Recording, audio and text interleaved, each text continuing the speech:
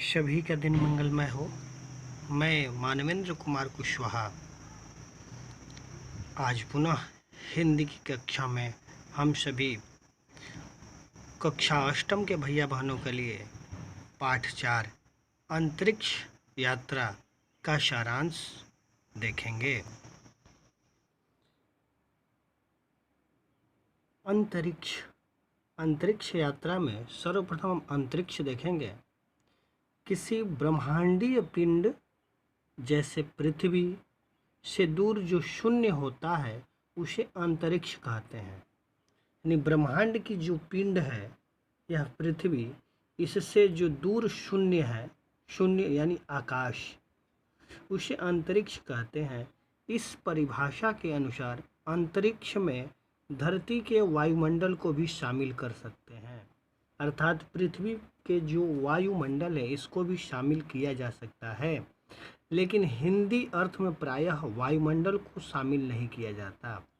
यानी जब हिंदी की बात होती है, हिंदी के इसके शाब्दिक अर्थ की बात होती है, उसमें हम वायुमंडल को नहीं लेते हैं, क्योंकि अंतरिक्ष केवल आकाश के लिए ही हो जाता है। यानी आकाश में जो उल्का पिंड या ज्योति पिंड दिखाई देते हैं, ज्योति पिंड का मतलब हो गया जो आकाश में चमकते हुए ग्रह, नक्षत्र एवं तारे हैं, उन्हीं को हम ज्योतीय पिंड कहते हैं।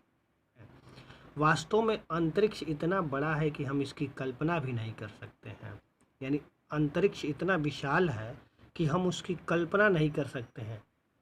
वर्तमान में सभी देशों के वैज्ञानिक अंतरिक्ष की सभी गतिविधियों को पता लगाने का प्रयास कर रहे हैं। अब यहाँ पे वायुमंडल की बात आती है। वायुमंडल पृथ्वी को घेरे हुए जितने स्थान में वायु रहती है, अर्थात पृथ्वी को जितने स्थान में वायु घेरे रहती है उसे ही वायुमंडल कहते हैं। वायुमंडल के अतिरिक्त पृथ्वी का स्थल मंडल ठोस पदार्थों से बना है और जल मंडल जल से बना है। अर्थात पृथ्वी के अतिरिक्त जो स्थल मंडल है, इसका क्षेत्र है, यानी जमीनी जो स्तर है, यह ठोस पदार्थों से बना है, और जो जल मंडल है जिसे हम कहते हैं कि वह जल से बना हुआ है।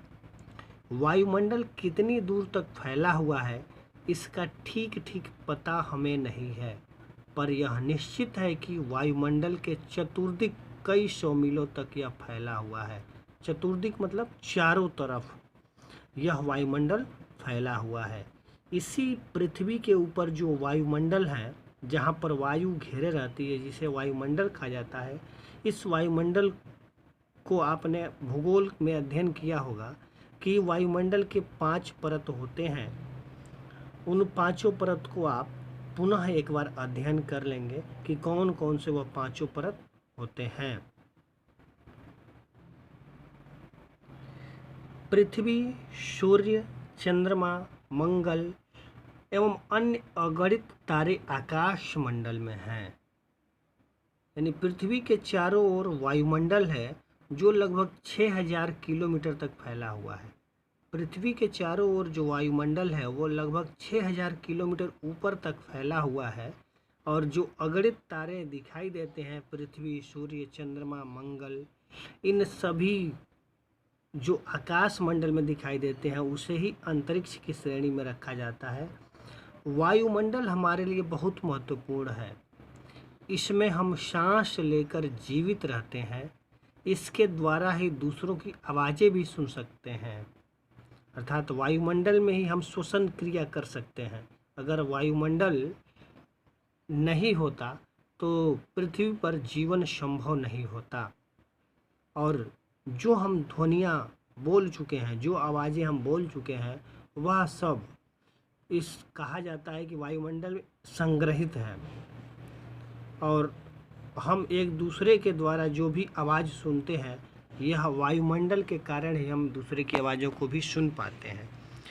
इसी वायुमंडल के ऊपर अंतरिक्ष है जहाँ सभी ज्योति पिंड दिखाई देते हैं। अर्थात इस वायुमंडल के जब ऊपर जाएंगे तो सभी ज्योति पिंड अर्थात सभी ग्रह, नक्षत्र, तारे एक साथ दिखाई देंगे। लेकिन वहाँ साधारण तरीके से मनुष्य नहीं जा पाता है, क्योंकि अंतरिक्ष में, यहाँ पे दिया गया है कि अंतरिक्ष में तापमान पृथ्वी जैसा नहीं होता है। अर्थात आकाश मंडल में जब हम जाएंगे देखने के लिए सभी तारों को एक साथ, तो वहाँ पे तापमान जो होता है पृथ्वी जैसा नहीं होता है। अंतरिक्ष में सर्दी गर्मी को मनुष्य सहन नहीं कर सकता है। अर्थात साधारण तरीके से यदि मनुष्य चला भी जाए तो वहाँ सर्दी में जम जाएगा, और गर्मी में यानी जिस शरीर के जिस भाग की तरफ गर्मी को उसको असर होगा शरीर जल जाएगा, और जिधर सर्दी का एहसास होगा उधर जम जाएगा। इसलिए अंतरिक्ष में जाने के लिए जो मानव है वह रॉकेट यान का प्रयोग करते हैं। आगे हम इन सभी का अध्ययन करेंगे। हम सभी जानते हैं कि पृथ्वी में गुरुत्वाकर्षण बल है, और गुरुत्वाकर्षण बल की खोज न्यूटन ने की थी। अंतरिक्ष में गुरुत्वाकर्षण संबंधी बातों का सूक्ष्म अध्ययन करने के बाद, यानी अंतरिक्ष और आकाशमंडल के अध्ययन करने और पृथ्वी के गुरुत्वाकर्षण संबंधी बातों का अध्ययन करने के बाद ही वैज्ञानिकों ने अंतरिक्ष यानों का निर्माण किया। यानी जो भी अंतरिक्ष में यान जाने वाले थे उनका निर्माण करने के लिए सर्वप्रथम अंतरिक्ष का अध्ययन वैज्ञानिकों ने किया। उसके बाद गुरुत्वाकर्षण बल जो पृथ्वी में है उसकी सूक्ष्म अध्ययन किया। वर्तमान में अंतरिक्ष यान प्रायः 2 खंडों में बनाए जाते हैं। वर्तमान में अंतरिक्ष यान प्रायः 2 खंडों में बनाए जाते हैं। नीचे का रॉकेट सबसे बड़ा एवं शक्तिशाली होता है। नीचे का रॉकेट सबसे बड़ा शक्तिशाली होता है।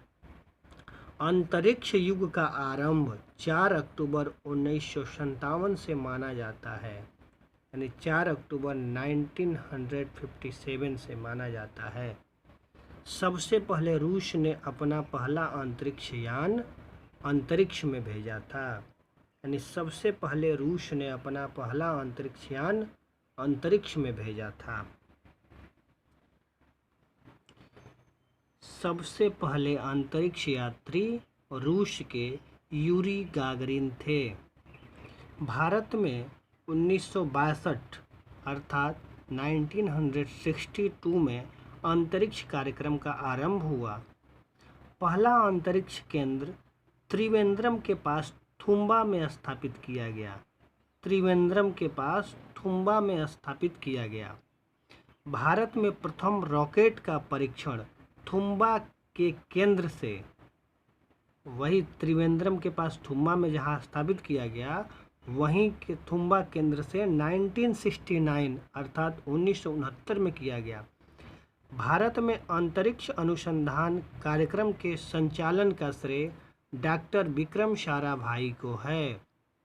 डॉक्टर विक्रम साराभाई को है जो अंतरिक्ष अनुसंधान कार्यक्रम का संचालन कर रहे थे। अब आपके सहयोगी के रूप में अर्थात विक्रम साराभाई के सहयोगी के रूप में प्रोफेसर UR राव और प्रोफेसर चिटनिस थे। बाद में अंतरिक्ष अनुसंधान का स्थान परिवर्तित करते हुए आंध्र प्रदेश के नेल्लोर जिले के श्रीहरिकोटा द्वीप में स्थापित किया गया। बाद में भारतीय अंतरिक्ष अनुसंधान संगठन का निर्माण किया गया। भारतीय अंतरिक्ष अनुसंधान संगठन की स्थापना 15 अगस्त 1969 अर्थात 15 अगस्त 1969 में की गई थी। तब इसका नाम अंतरिक्ष अनुसंधान के लिए भारतीय राष्ट्रीय समिति अर्थात इनकोस्पर था।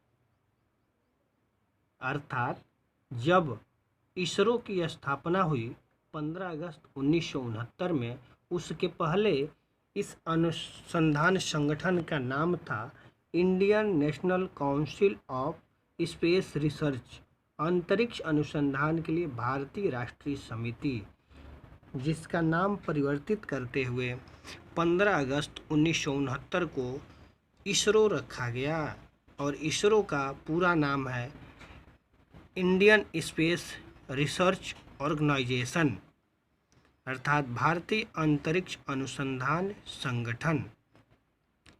भारत का पहला उपग्रह आर्यभट्ट 19 अप्रैल 1975 को सोवियत संघ द्वारा अंतरिक्ष में छोड़ा गया था। भारत का पहला उपग्रह आर्यभट्ट के नाम से भेजा गया था। इसका नाम महान गणितज्ञ आर्यभट्ट के नाम पर रखा गया था। इसने 5 दिन बाद काम करना बंद कर दिया था, लेकिन यह अपने आप में भारत के लिए एक बड़ी उपलब्धि थी कि भारत ने सर्वप्रथम पहला उपग्रह 1975 में अंतरिक्ष में भेजा था। 19 अप्रैल 1975 को सोवियत संघ द्वारा सहयोग से अंतरिक्ष में छोड़ा गया था।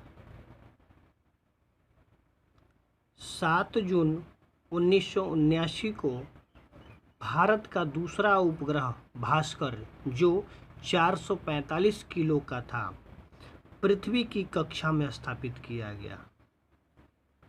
1980 में रोहिणी उपग्रह पहला भारत निर्मित प्रक्षेपण यान SLV-3 बन गया, जिसे कक्षा में स्थापित किया गया, अर्थात पृथ्वी की कक्षा में स्थापित किया गया, जहां से अंतरिक्ष के विभिन्न गतिविधियों को देखा जा सके। भारत ने भास्कर 1, भास्कर 2 नामक उपग्रह बनाया है। एप्पल नामक संचार उपग्रह भी बनाया है। यह संचार पृथ्वी से 36,000 किलोमीटर ऊपर स्थित है। एप्पल नामक संचार उपग्रह है। संचार का मतलब हो गया वार्तालाप, एक दूसरे से जो बातें करते हैं वह संचार के माध्यम से ही होता है। तो एप्पल नामक जो संचार उपग्रह है, यह पृथ्वी से 36,000 किलोमीटर ऊपर स्थित किया गया है। राकेश शर्मा रूसी वैज्ञानिकों के साथ अंतरिक्ष में भ्रमण करने वाले प्रथम भारतीय थे, अर्थात भारतीय वैज्ञानिकों के रूप में राकेश शर्मा रूसी वैज्ञानिकों के साथ अंतरिक्ष में भ्रमण करने वाले प्रथम भारतीय वैज्ञानिक थे।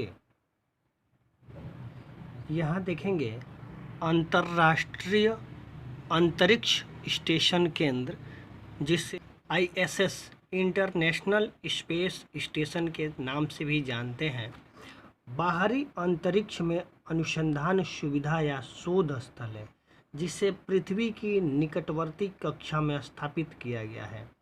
इस परियोजना का आरंभ 1998 में हुआ था, अर्थात 1998 में हुआ था। यह 2011 अर्थात 2011 तक बनकर तैयार हो गया था। वर्तमान समय तक ISS अर्थात इंटरनेशनल स्पेस स्टेशन अब तक बनाया गया सबसे बड़ा मानव निर्मित उपग्रह है। ISS कार्यक्रम विश्व की कई स्पेस एजेंसियों का संयुक्त उपक्रम है।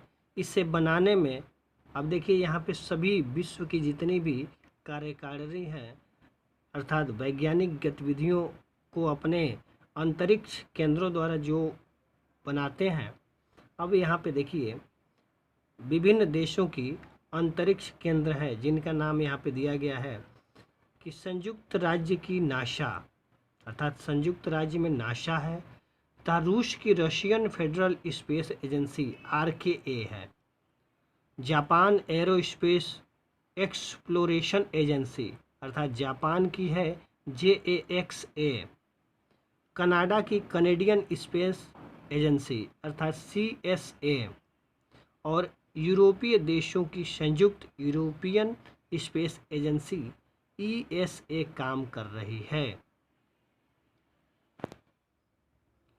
इसरो के वर्तमान निदेशक डॉक्टर कैलासवट्यू शिवन हैं, अर्थात K शिवन हैं।